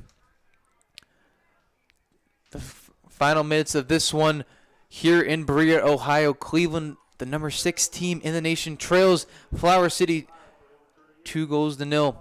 86 minutes down. Romero loses that one. Musaba loses that one too. I believe that is the high schooler, the recent high school graduate. Franklin Safari was giving Musaba some issues on that one. Is Nanshoff's racing to save that one? He does indeed. Luca Piazza came in late in the second half. Usually starts 7 starts on the season so far for Cleveland this year. Pass Sent to no one there. It's- Cross there. I think there's some miscommunication as Flower City, I think, had some open space, but I believe that is the sub. Andrew O'Neill got a little antsy yeah, and little just kind of anxious, sent it tried far. to chip it over. In a play like there, it's just not smart. I mean, it's not smart. You're up 2 goals. You're trying to waste time, and you give a shot like that. If it goes in, great, but Right. it's not worth the risk at this point. As Sandell Because here come Cleveland. back heel. Sandell crosses the field line, is, I believe, Deflected, I want to say. not deflected. The ref shows and the lineman agrees with him. Just off the mark shot by Noah Sandell, the attacker listed today on the squad. Another shot by him. That was some real juice from Sandal right there, and that's more of what you wanted to see kind of earlier in the game. Like I said, the energy was just down to start the game, and they get in the hole, and it's just Piazza. it's just a little too late now. You know, obviously, in the dying minutes of this full time, we're in the 87th now, and Safari. Safari's got the ball. Flower City's got the ball, but McQueen halts him from any attack there. Tries to win it. Back heel. Turnover by Cleveland. Rough challenge there by Piazza. Won it there, but now it's Naguki. Nanshoff. Sandell. Surveying his options. 2 minutes left to play in regular time, plus any time that the ref feels fit with this one, as that one's going to go out, I believe, out of bounds for a throw-in deep inside the defensive third for Flower City. So if you're Cleveland, you need to pack in. hoping for a miracle at this point. If you're Cleveland, you are hoping for a miracle, but right there, needed to pack in. Flower City finds themselves on the attack. Rodrigo Brandria is going to find that one, save that from going out of bounds. Normandeau is going to give it up the far right side. The McQueen finds it, the Captain Maguki. McQueen's going to send the crossover to Musaba, and just a dangerous ball, center of the field. Andrew O'Neill trying to win that one, fouls Hakeem Musaba. Free kick for Cleveland. Dire stages of this match for Cleveland. And if you're Cleveland, you need to attack and get the ball up the field as quick as possible, as Jenkins is trying to do that. The veteran player out of Wright State, the grad student. That's Naguki. Musaba there to win that ball back. That It was was great hustle. Great hustle and a harsh foul by Andrew O'Neill, sure. the sub who we've said a decent bit of times so made far. he's- Naguki sends it through. Look at Piazza trying to do anything to save this game for Cleveland for just a point. No one there for Cleveland. Man, that was a Carmignani. big chance. It rolled past the foot of the center back, and again, just no one there. These chances. Stopped by Nanshoff, 20 wrong seconds place, left in wrong regular time. time. Piazza, Nelson, once again on the header there. Safari. McQueen stops him in his tracks, and I believe that Cleveland wants to throw it in. They win one. They win one there as the 90th minute has come upon us. So any time now is given up by the ref. We do not know how much time. Safari on the far side. It's Bandria. Safari. It's going to take it wide, make it the smart soccer play, even though for him, he's going to want to give another goal for him. One offside, and it is now a throw-in for Flower City. And for Cleveland, this one looks just about over. I don't believe we're going to have too much time on left in this one, excuse me. And Flower City is going to take their time. Archie Murphy has the ball in his hand. Whistles Murphy to tell him to get this ball in. Throws it in. Off on McQueen. McQueen saves it before it goes out. It goes out of bounds. Another Flower City throw-in. Charlie, it looks like this one for Cleveland is not. It's gonna be their second loss of the season. Second loss at home as well. It's just Yep. a tough draw. You know, Flower City's a very scrappy team. Their record hasn't been great, but this is a team that has a lot of experience, a lot of good players. They battled Cleveland hard the first time, and goal kick there. Norman Dude trying to get this ball in as quick as possible. I don't believe that a win can be secured for Cleveland in this one, but a goal to bring back that goal differential as Piazza streaks up the right side. It's Bakura stopping Piazza from getting to the net. Piazza passes it across the field. That one is now then sent outside of the playing field by Adam Grover, the senior from time's ticking. St. John Fisher. One of multiple St. John Fisher players. Multiple. There's been a lot of teammates on both of these sides. Some Wright State players on Cleveland's side, as that harsh foul there is given by Hakeem Musaba. But as we were mentioning, a lot of, for Flower City at least, a lot of Roberts Wesleyan's, a lot of St. John Fishers, some former Canisius players, a few Monroe Community College. Plenty of schools in those. A duo of Nazareth. In the New York area. Yeah. A lot of New York natives on this roster. Like I was saying, you know, whenever the ref eventually blows this whistle to end the game, it's going to be a tough one, a tough loss for. Sends it wide over to Murphy. Tough loss for the club, second of the season. Flower City played them really hard in the first game, and it probably, you know, could have been a draw if not for the miracle goal at the end by Romero, and the foul there, and we might have a yellow card here. Maybe a little more yellow card is issued to Flower City. It's hard to pick out who that is. That is number 29, Archie Murphy, who has been a little aggressive so far this season. I think just more time's being ticked off the clock, maybe a couple seconds added on by the referee, but just a little. I think it was a little shove there at the end. Yeah. You know, I understand the ref needs to officiate the game, but I mean, Cleveland's down 2-0. We're well into stoppage time now, and the half that hasn't had a bunch of dead time. I'm just, there's the final whistle. Or no, don't get ahead of yourselves. There might still be some action here. So that one is across the field. My point was that, and a hard foul committed by Jack Hobson from Roberts Westland. Just I think a not needed foul on Nanshoff once again.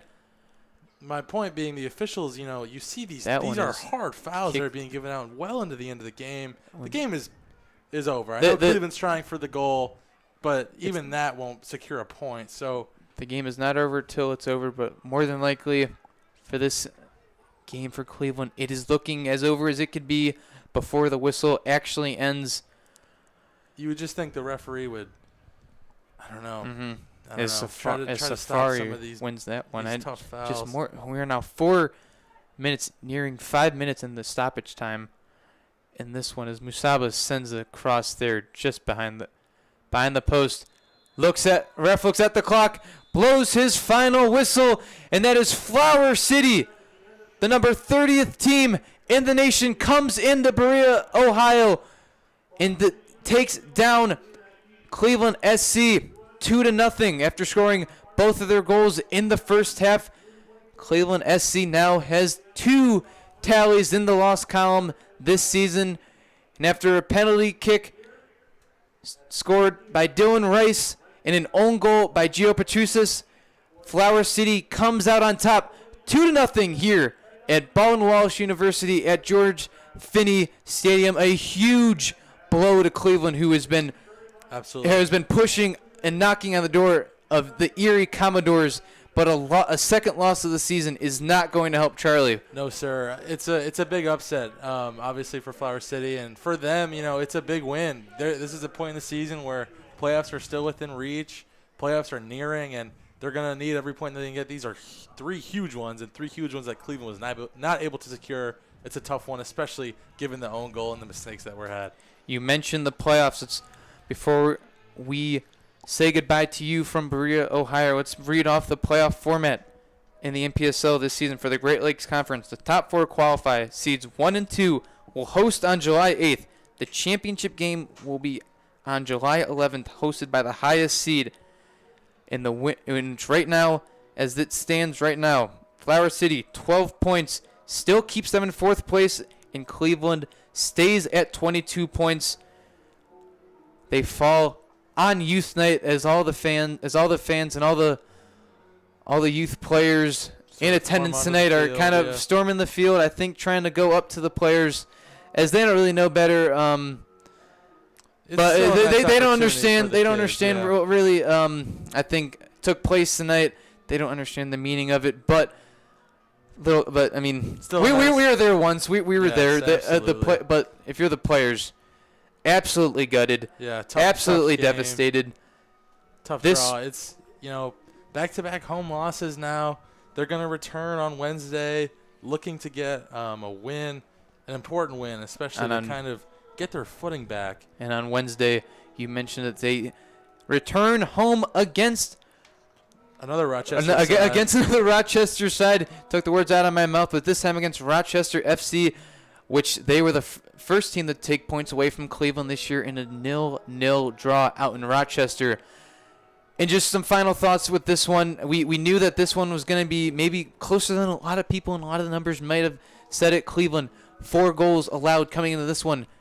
Leave George Finnie Stadium with 6 goals allowed on the season through 10 games. And give all the props in the world to Flower City, even though people might say, the fans might say that they weren't earned those goals. Right, they were kind of just handing them by Cleveland. They really were. But all the pressure, all the attack, the pressing, you say everything the energy was outstanding for Flower City, and they earned this one. Cleveland just was not up to their top form, and they're going to pay for it, obviously, with this 2-0 loss. And unfortunately, you said they're losing some of their creativity. A lot of that has come from this season has come from Gabe Godding. Yeah, not here. He was in attendance for Australia's game against Team USA in the World Cup in Seattle, but for him, that's something important. I mean, you can't really knock him off of it. It's important to go once in a lifetime opportunity. He's from Australia, had to go support his team out in Seattle. Time will tell. I'm not sure if he'll be back on Wednesday for the game against Rochester. From at least what I was told on Wednesday, as when Cleveland beat Ambassadors, he will not be at the next game, which means the next time that we will probably see Gabe Godding, the midfielder out of Wright State, will be against the number 3 seed in the NPSL, the Erie Commodores, who Cleveland fell to last Wednesday 2-0 after a long rain delay. And Charlie, just some final thoughts before we head out on this one. Yeah, obviously, disappointing result. The mistakes in the first half did them in. The own goal is just something that cannot happen. Mm-hmm. Once you fell into that 2-0 hole, the energy that was already a little low just appeared to keep getting a little bit worse in the first half. The second half had some chances. Ryan McQueen brought a lot of juice off the bench, but again, nothing was able to find the back of the net. They end the game scoreless, and these last 2 games are going to be big. Obviously, I still believe they're going to be second in the conference, but every point from now on is going to be huge, and especially with the home game this Wednesday against Rochester, a team that's taking points off them, that's going to be big. And then probably the biggest game of the season at the end of the year, or at the end of June, with Cleveland traveling to Erie to play the number 3 team, in the country, in the Erie Commodores. Yeah. With how things have gone this season, it is looking very likely that Cleveland will end up at the 2 spot as long as they can take at least point, as long as they can win against Rochester on Wednesday and take points from Erie. But as Country Roads play and blast in the speakers at George Finnie Stadium, we're going to say goodbye to you on this beautiful Saturday evening in Berea, Ohio, on the campus of Baldwin Wallace University at George Finnie Stadium. The number 6 team in the nation goes down 2-0 on their home turf. My name is Joey Dramasic, joined by my color analyst today, Charlie Fidel. It was a fun one. It was an exciting one. 2 goals for Flower City, 1 a penalty kick, and an own goal committed by Cleveland SC. We say goodbye and good night here from George Finnie Stadium. Have a safe rest of your weekend. And good night, everyone.